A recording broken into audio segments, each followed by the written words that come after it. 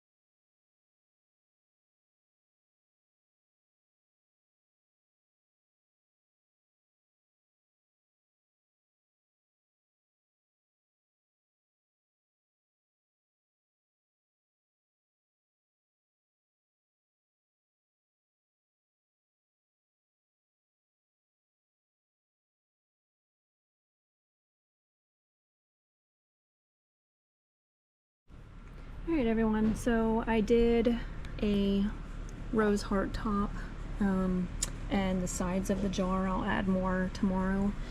I did a flamingo because I had someone at my very first event was asking if I have any flamingos, and I didn't have any at the time, so now I do. And making more cats and more pins, some more beads, manatees, and that's pretty much it. I'm going to be making some dream catchers soon. I have a mold already, I just don't have the resin yet. I'm going to be using a UV resistant resin, so I should be getting that today.